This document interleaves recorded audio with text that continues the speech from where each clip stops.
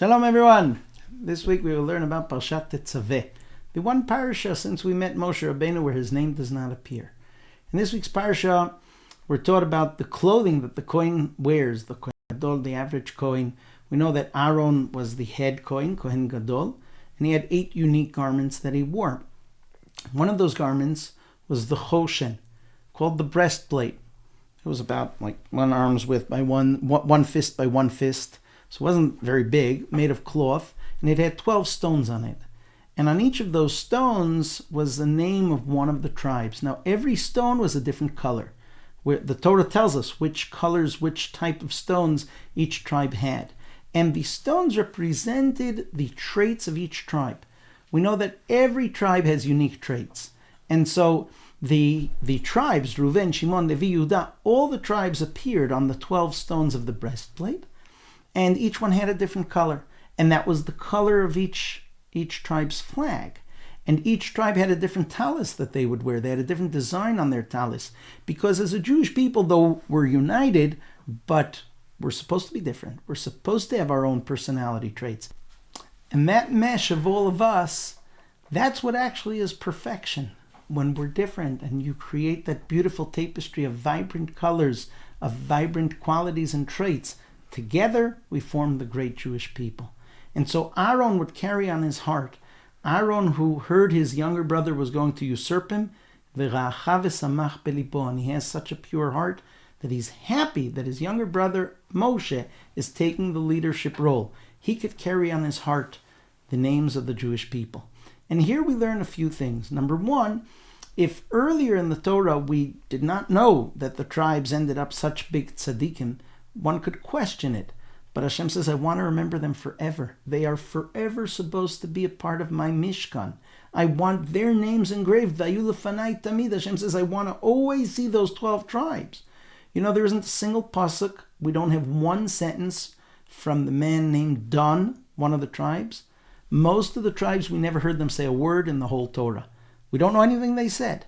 But we know that in our Parsha, Hashem says, the Kohen Gadol is going to wear shoulder stones on his shoulders, and 6 tribes on each shoulder is going to be engraved. Hashem says, I want to see the tribes. I love them so much. The Talmud even asks, are they part of the patriarchs? The Talmud says, no, they're not. But they are so great that there was even room to ask the question. And that's part of what we discover in our Parsha. So the Torah describes to us the royal garb that the Kohen Gadol would wear, which was actually what royalty used to wear in those days. It was a copy, so to speak, of what other kings would wear. But the Torah tells us the holy way that Hashem wants the Kohen Gadol to wear it. And every garment that the Kohen Gadol wore affected the Jewish people. It brought us forgiveness for things that we would do wrong. Maybe say Lashon Hara if a person spoke inappropriately about someone else. So the coat that the Kohen Gadol wore, with its bells, with its rimonim, with its pomegranates, with its beautiful shapes, and its beautiful blue dye, that robe, the mere fact that the Kohen Gadol wore it, would be a source of atonement for the Jewish people. So at the end of the parasha, we learn about 2 interesting sacrifices. One is the Korban Tamid. Every day of the year, no exceptions. We begin the day by bringing a sacrifice, and we end the day by bringing a sacrifice. And this sacrifice is called Korban Tamid, the consistent sacrifice. On Rosh Hashanah, Yom Kippur, Rosh Chodesh, every day of the year, you always began with the Tamid of the morning and ended with the Tamid of the afternoon, and it teaches us a concept. We mimic that concept with praying every day of the year. Every day of the year, a Jew prays in the morning and in the evening.